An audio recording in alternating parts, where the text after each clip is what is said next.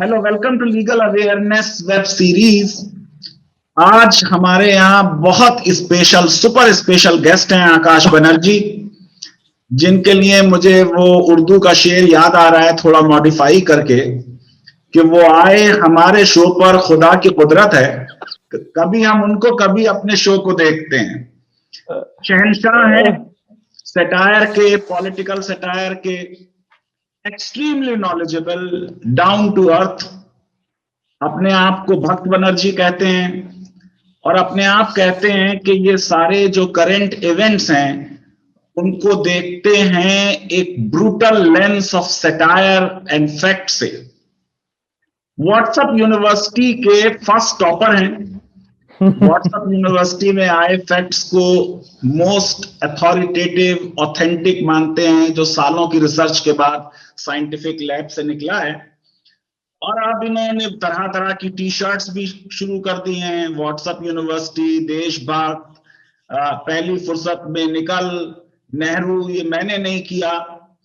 तो सबसे पहला तो सवाल ये है कि आप क्या रामदेव जी के रास्ते पे जा रहे हैं कि सटायर करते करते लोगों को टी शर्ट्स भी दे रहे हैं?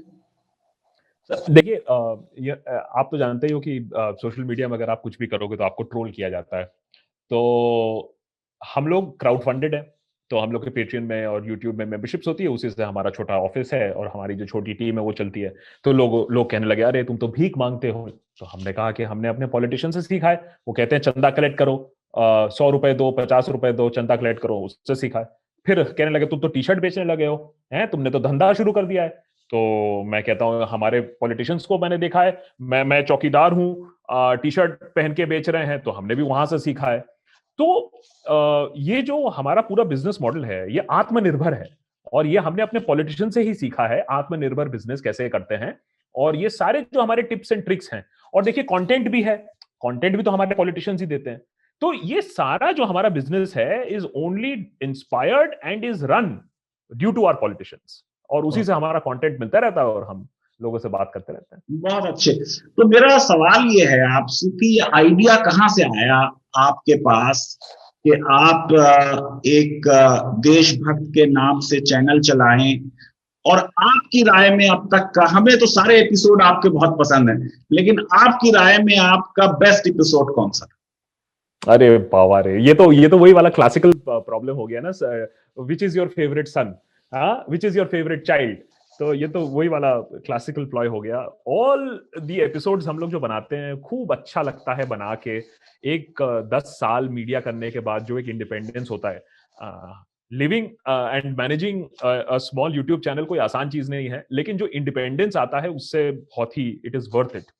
तो हम लोग जो एपिसोड्स बनाते हैं अपने मन से बनाते हैं, विदाउट एनी प्रेशर। अच्छा नहीं लगता है तो अपलोड नहीं करते हैं, अच्छा लगता है तो तुरंत अपलोड करते हैं। एक हमने एपिसोड बनाया था जो लोगों को बहुत पसंद है, वो था, और ये इत्तेफाक की बात है, हमने कहा कि हमारा जो 100th एपिसोड होगा वो कश्मीर के ऊपर होगा। तो हमने कई सटायर से बनाए हट के आपने, हमने कश्मीर पे एक, कई एपिसोड बनाए। हाँ, वो 2 पार्ट एक एपिसोड बनाया था। ये 370 इंपोज होने से 2 हफ्ते पहले की बात है। तो इत्तेफाकन की बात है कि हमने कश्मीर पर बनाया था वो एपिसोड, और आर्टिकल 370 एब्रोगेशन से 2 हफ्ते पहले। और मेरे पास बहुत सारे फोन आए थे, कहते तुम्हें मालूम था क्या? तो उन्होंने कहा अरे हम अर्नब थोड़ा ही ना कि हमें ये सब चीजें मालूम हो। लेकिन वो एपिसोड बहुत अच्छा था। एक हमने किया है, हिटलर जिंदा है बोल के एक एपिसोड किया है। उसमें हमने नाजी जर्मनी के बारे में बात किया है, उसके उसमें हमने राइज ऑफ हिटलर के बारे में बात किया है। उसमें हमने समझाया है कि कैसे लोग गलत सोचते हैं कि Hitler was a cruel dictator. He was a loved dictator.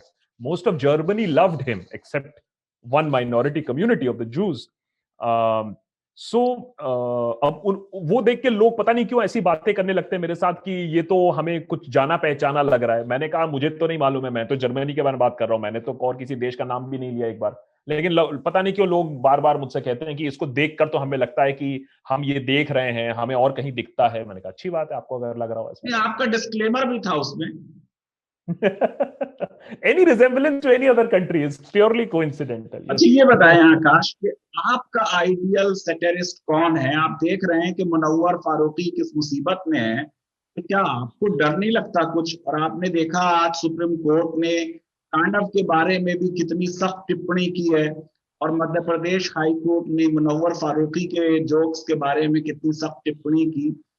तो ये पत्थर का दिल या इतना मजबूत दिल आप कहां से लाए? तो एक तो है कि few distinctions. I think Munawwar first and foremost was innocent. Innocent not of what he's accused of.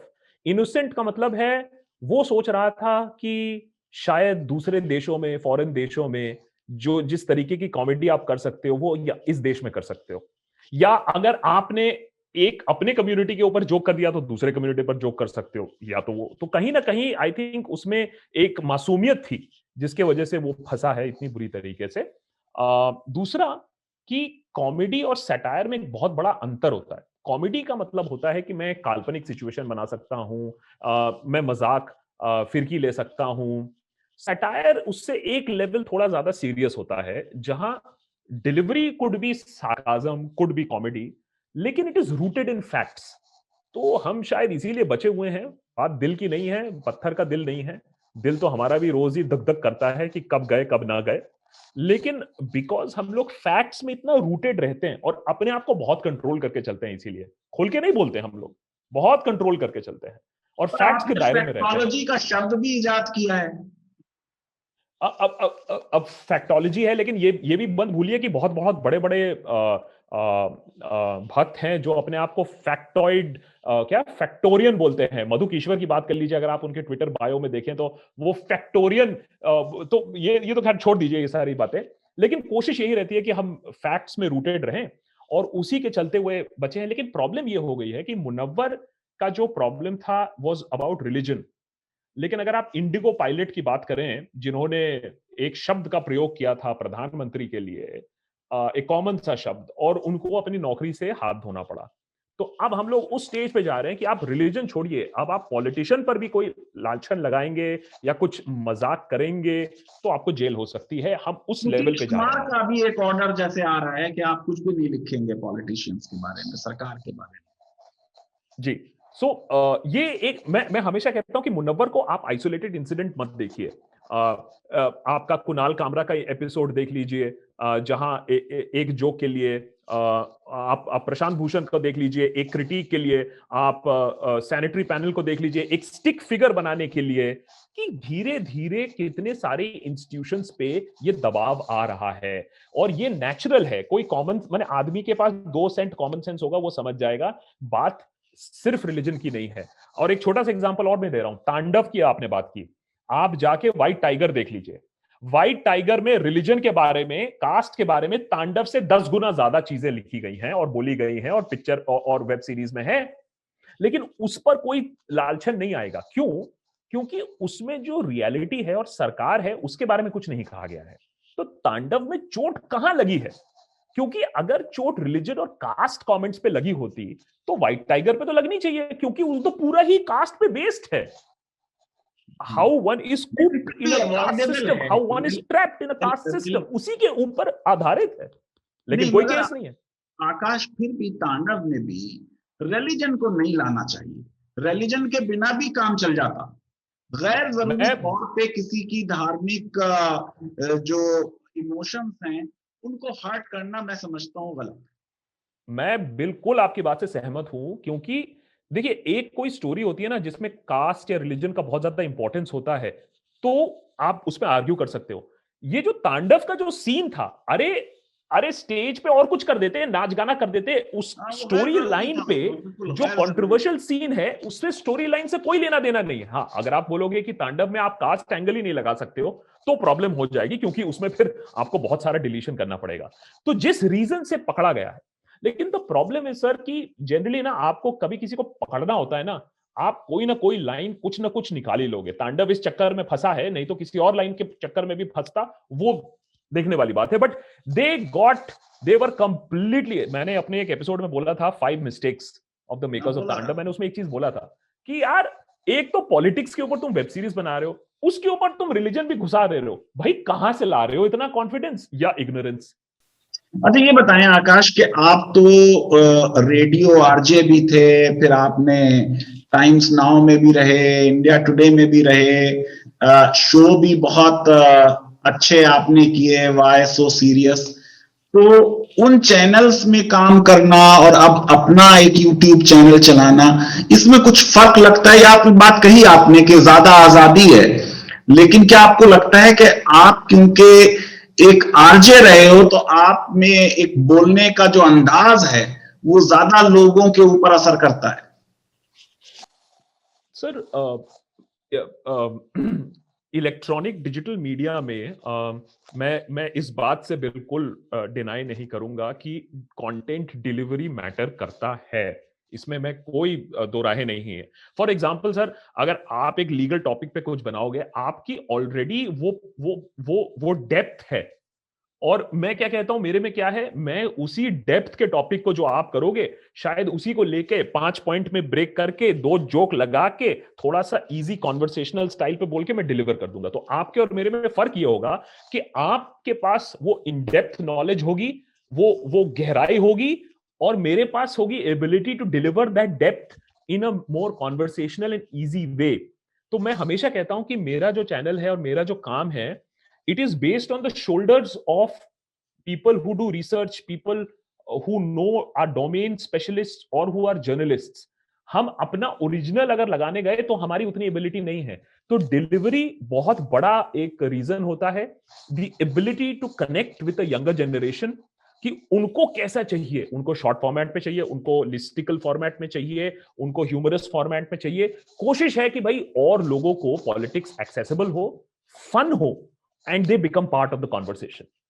अब आकाश, मैं शो इसीलिए कर रहा हूं, उसी स्टेज पे आप आ गए कि आप मेरी दुकान बंद कराने पे तुले पड़े। लॉ इतना बोरिंग सब्जेक्ट है, उसको पढ़ाने में हमें इतनी परेशानी होती है, और आप एपिसोड आफ्टर एपिसोड लॉ पे बनाते रहते हैं, और हम जो चीज नहीं समझा पाते आप समझा देते हैं।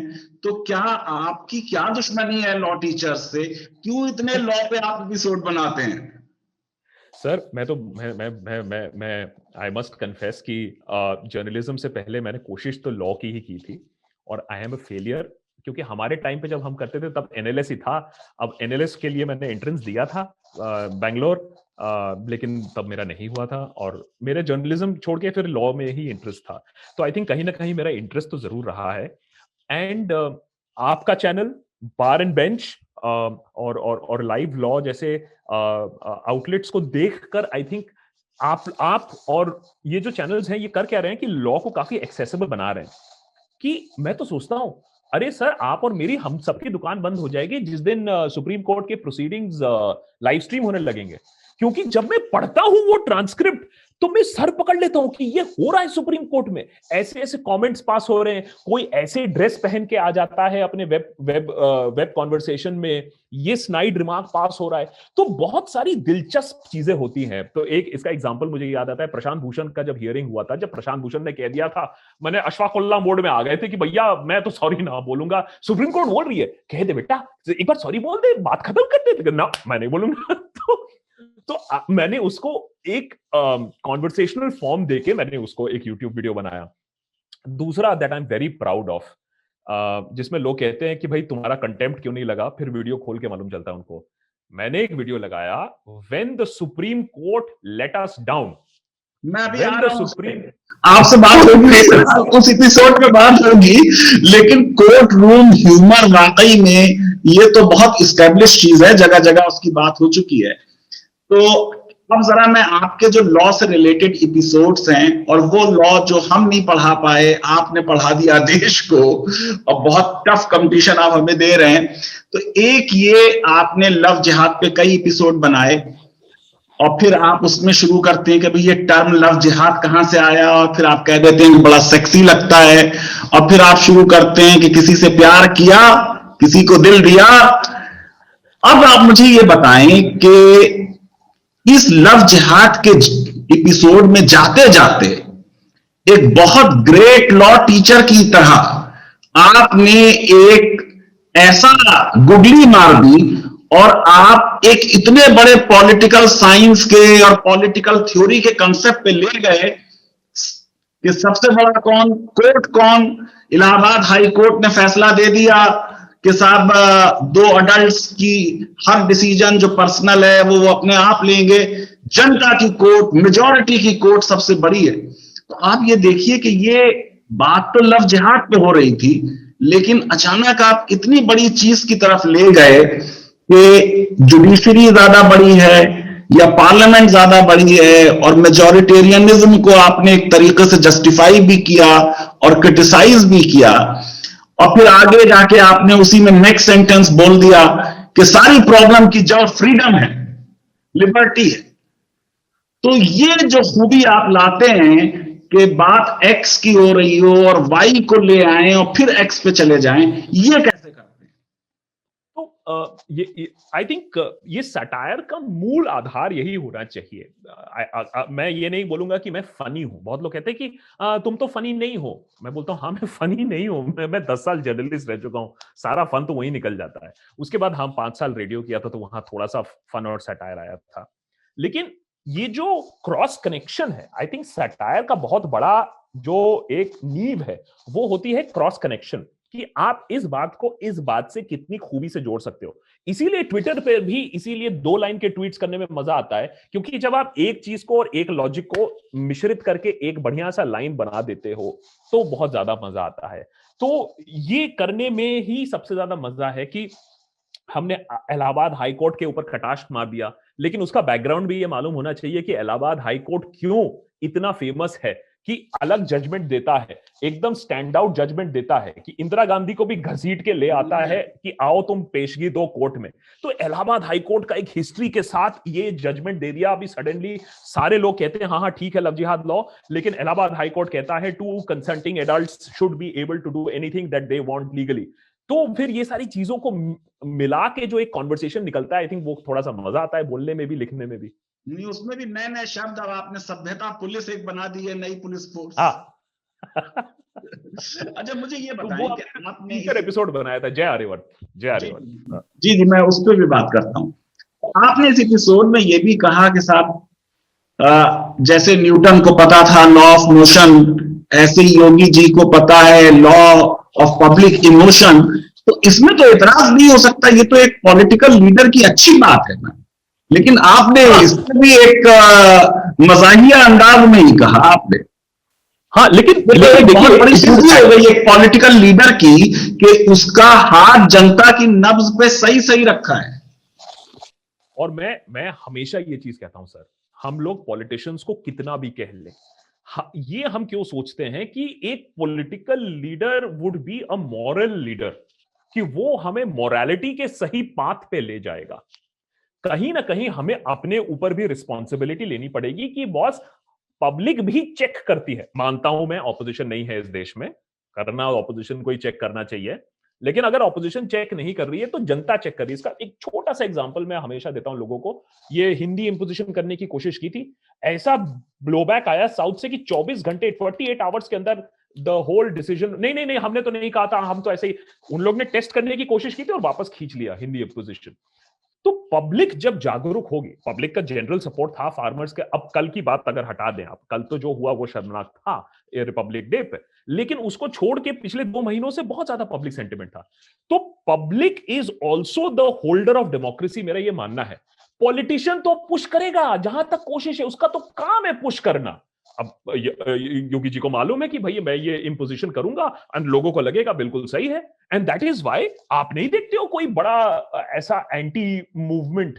हाँ, कुछ लोग हैं जो समझते हैं कॉन्स्टिट्यूशन, लिबरलिटी, राइट समझते हैं, वो क्या कर रहे हैं, but general public is not आउटरीजिंग against the love जिहाद लॉ।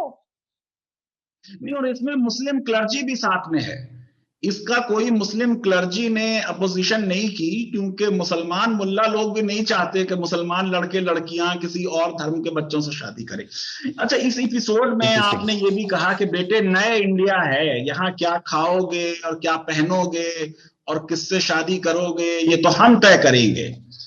तो ठीक है, अगर सरकार ये तय करे इसमें क्या बुराई है, अगर सरकार रोटी कपड़ा और मकान दे रही हो।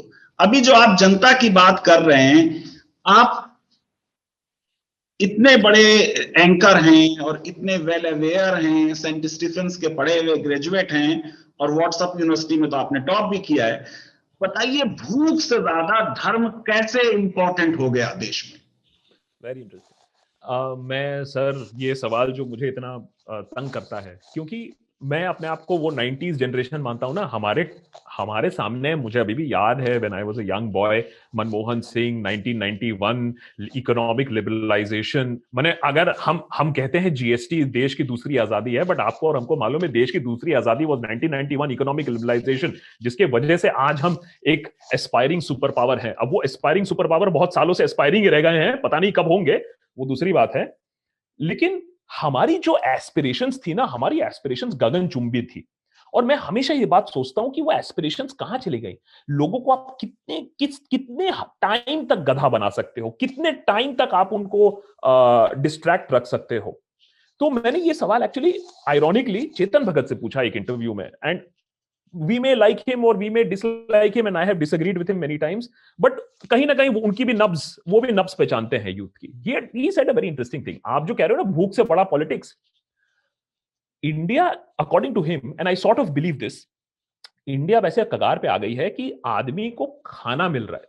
मेजॉरिटी, नॉट द 1970s जब लोग भूखे मर रहे हैं, angry young man, Amitabh Bachchan situation. लेकिन खाना मिलने के बाद उसका कोई नेक्स्ट एस्पिरेशन नहीं है कि मैं घर बनाऊं, मैं गाड़ी बनाऊं। And what political parties have come and done is कि खाना थोड़ा बहुत मिल जाने के बाद मेरा एस्पिरेशन है my identity, my rights, my history. Past में जो गलत हुआ है उसको ठीक करो। मैंने इसको रीजन करने की कोशिश की। मैं unfortunately I think this might be a right explanation, क्योंकि और कोई एक्सप्लेनेशन मुझे समझ में नहीं आ रहा है कि आदमी इतने दिनों तक, अरे 6-7 साल हो चुके हैं, कुछ तो प्रोमिसेस के बारे में बात करो जो आपने डिलीवर किया हो। So I think what has happened is identity, historic wrongs, exploring fault lines, वो ज्यादा इंपॉर्टेंट हो गई है, रादर देन कि अच्छी जॉब लगे, पैसे अच्छे आए, बैंक बैलेंस अच्छा हो, गाड़ी अच्छी चलाऊं, कपड़े अच्छे पहनूं। आपने एक और एपिसोड किया बहुत इंटरेस्टिंग, जब जस्टिस दीपक मिश्रा ने एक ऑर्डर कर दिया कि सिनेमा हॉल्स में नेशनल एंथम बजेगी। खैर उस पे तो जो आपने क्रिटिक किया वो तो है अपनी जगह, लेकिन आपने उसमें जो आपका एक कैरेक्टरिस्टिक स्टाइल है कि आप ले आए कि साहब देखिए 40 मिलियन केसेस पेंडिंग हैं और ये केस जो है ये 3 महीने में सुप्रीम कोर्ट ने डिसाइड कर दिया। और फिर आपने कहा कि लेफ्ट और राइट नहीं है देश में, लेफ्ट और राइट कुछ नहीं है, या तो आप एंटी गवर्नमेंट हैं या प्रो गवर्नमेंट हैं। तो आप ये बताइए कि लेफ्ट होना इतना बुरा क्यों हो गया है, गाली क्यों हो गई है लेफ्ट होना? अच्छा देखिए, इसमें दो या चीजें, एक राइट तो है होना, मुझे, या राइट होना भी गाली क्यों हो या गई राइट है? होना, मैं अपने लाइव स्ट्रीम्स में हमेशा बोलता हूं, और मैं ये लोगों को चैलेंज करता हूं कि भाई 2-3 साल हो गए ये करते हुए, आप कोई भी वीडियो या कोई भी लाइव स्ट्रीम उठा के दिखा दो जहां मैंने बोला है कि इसको वोट दो या इसको वोट नहीं दो। आप लेफ्ट हो या राइट हो, किसको वोट दो नहीं दो कोई फर्क नहीं पड़ता है, जब तक आप सवाल पूछ रहे हो अपने पॉलिटिशियन से। हमारा प्रॉब्लम ये हो गया है, लेफ्ट राइट छोड़कर सबसे बड़ा प्रॉब्लम है कि मैंने किसी को वोट दिया है, मैं सवाल नहीं पूछूंगा उससे 5 साल के लिए। ये संविधान में कहां लिखा हुआ है मुझे पता नहीं, लेकिन कहीं ना कहीं लोगों के दिमाग में संशोधन आ गया है संविधान में कि अगर मैंने किसी को वोट दिया है मैं सवाल नहीं पूछूंगा। तो सबसे बड़ा प्रॉब्लम यह है। दूसरा, और यहां आता है social conditioning, and I think ये सोशल मीडिया से बहुत किया गया है कि जो भी सरकार से सवाल पूछेगा वो लेफ्टिस्ट है सबसे पहले तो। उसके ऊपर आप, मैं तो बंगाली हूं, तो मैं तो सवाल पूछता हूं और बंगाली हूं, तो उसका मतलब तो मैं एकदम हार्डकोर लेफ्टिस्ट होऊंगा। और आयरनी की बात यह है कि मैं खुद लेफ्ट आइडियोलॉजी से अग्री नहीं करता हूं। मैंने अपने पहले नौकरी में, अब बोलना नहीं चाहूंगा किसके अंडर, बट टाइम्स नाउ में मैंने अपना पहला बीट मना किया था। मैंने बोला था मैं लेफ्ट, मुझे लेफ्ट पार्टीज दिया गया था, मैं लड़ पड़ा, ये रिकॉर्ड की बात है, मैं लड़ पड़ा कि मैं लेफ्ट पार्टी कवर नहीं करूंगा। मुझसे पूछा गया क्यों नहीं करोगे, मैंने बोला मेरी आइडियोलॉजी मिलती नहीं है, मैं ऐसे पार्टी को कवर ही नहीं करूंगा जिसकी आइडियोलॉजी में बिलीव नहीं करता हूं। अरे तब मैं यंग सा आइडियलिस्टिक यंग रिपोर्टर था। तो लेकिन ये जो शेमिंग है ये बहुत बढ़िया तरीके से सोशल मीडिया और गवर्नमेंट ने किया है, डिस्क्रेडिट किया है लेफ्ट पार्टीज। उन्होंने अपने आप को रिवाइव नहीं किया, अपने आप को रीडिस्कवर नहीं किया। Same with Rahul Gandhi. अब राहुल गांधी का ऐसा कोई स्कैम नहीं है, लेकिन the discrediting has happened because he is funny, he doesn't speak properly, और उन पर जोक बना बना के he is been reduced to a caricature. इसीलिए बहुत इंपॉर्टेंट है, जब आपकी रेप्यूटेशन पे अटैक हो रहा हो, then you hit back there and then, जो कि ना लेफ्ट ने किया है, ना राहुल गांधी ने किया है, and that is why they are irrelevant today. अच्छा, ये बताइए, क्या आपको लगता है कि वर्नाकुलर मीडिया में तो जाहिर है कि एक टिल्ट है राइट की तरफ, लेकिन जो इंग्लिश मीडिया है या लिबरल मीडिया है, क्या उसमें एक बायस राइट के खिलाफ है? सर, अब इंग्लिश मीडिया है तो आप सीधे सीधे बोल दीजिए कौन से मीडिया की बात कर रहे हैं, क्योंकि अब तो हम ये भी बात नहीं कर सकते हैं कि इंग्लिश मीडिया है, English media is completely pro government, except आप फिर वही घूम फिर के एक आता है एनडीटीवी, घूम फिर के तो वही आता है एक। तो I have seen some recent reports, maybe at one point of time you could have accused them of being soft on the Congress, या उन कांग्रेस के टाइम पे may be a little pro, but I don't see any sort of open bias. अगर आप open bias की बात करो, जो मैं Hindi media and most of the English media में देखता हूं, एक खुला तरीके का, अब तो लोग खुला खुला बोलते ही हैं कि चाटुकारिता जो चल रही है, it is very open and brazen. मैंने उस तरीके का एंटी तो कहीं नहीं देखा है, मैंने उस तरीके का सिर्फ प्रो देखा है कि अब तो मुखौटा भी नहीं है, अब तो सीधे सीधे बोलते हैं।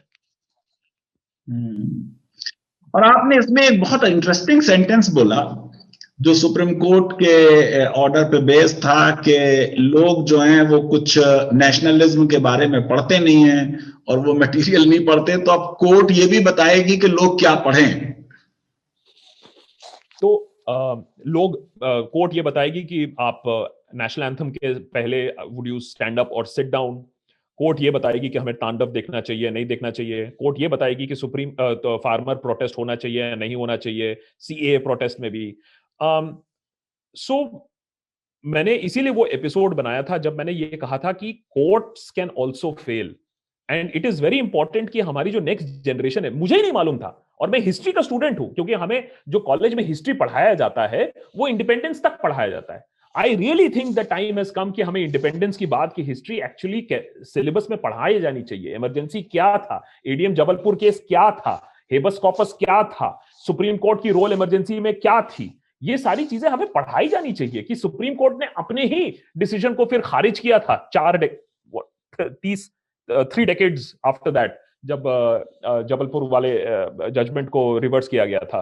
तो ये सारी चीजें हमें पढ़ाई जानी चाहिए। तो पुरानी हिस्ट्री है उसे तो हम डिस्टॉर्ट भी कर सकते हैं, अब रिसेंट हिस्ट्री को कैसे डिस्टॉर्ट किया जाए, वो तो जो है सब कुछ रिकॉर्डेड है, पता है। लेकिन एक सेंटेंस आपने इसमें बड़ा खूब बोला था इस एपिसोड में कि नेशनल एंथम फौरन बजनी चाहिए जैसे ही पार्लियामेंट में डिसरप्शन हो, ताकि डिसरप्शन रुक जाए। मैं ये समझता हूं कि इस सजेशन को जरूर सरकार को सीरियसली कंसीडर करना चाहिए। सर, मैंने ये सवाल बड़े बड़े लोगों से पूछा, मुझे यकीन नहीं हुआ जब मैंने ये रिसर्च जब मैं कर रहा था, मैंने सिंपल सवाल पूछा, सुप्रीम कोर्ट में कितनी बार नेशनल एंथम बजता है? The answer is 0। जिस कोर्ट में नेशनल एंथम नहीं बजता है, उस कोर्ट ने डिसाइड किया है कि मूवी हॉल्स में नेशनल एंथम बजना चाहिए। ओके, पार्लियामेंट में कितनी बार नेशनल एंथम बजता है? सेशन के बिगिनिंग में एक बार, सेशन के बिगिनिंग में एक बार, लेकिन मूवी हॉल में हर पिक्चर के पहले बजना। ओके, और अब मूवी हॉल में हमेशा बजना चाहिए। तो ये भी एक हिपोक्रेसी दिखाती है कहीं ना कहीं। चलिए, वेरी गुड। सो आकाश, बहुत बहुत आपका शुक्रिया, बहुत अच्छी बातचीत हुई आपसे। इतने आपके एपिसोड्स हैं लॉ पे कि मैं किस किस एपिसोड पे आपसे सवाल पूछूं, लेकिन आपने हमारे लिए टाइम निकाला। बहुत अच्छा लगा आपसे बातचीत करके। बहुत बहुत शुक्रिया, धन्यवाद, thank you very much. Thank you, and आप please carry on with the great work that you are doing, क्योंकि आपने एक नीश पकड़ा है, एंड वो नीश में आप you are the name to reckon with, और लोगों को ये लीगल इश्यूज को इजीली समझाना बहुत ज्यादा जरूरी है। You are doing a fabulous job there also. Thank you for having me over for this conversation. Thank you, thank you. तो ये थे सटायर के शहंशाह आकाश बनर्जी। मुझे उम्मीद है कि आपको ये आज का इंटरव्यू अच्छा लगा होगा। अगर आपको ये इंटरव्यू अच्छा लगा तो मेरी रिक्वेस्ट है कि इस वीडियो को वाइडली शेयर करें और हमारे channel legal awareness web series को सब्सक्राइब करें, जिसको बड़े स्ट्रांगली अभी आकाश बनर्जी ने भी रिकमेंड किया। बहुत बहुत शुक्रिया, धन्यवाद, थैंक यू वेरी मच।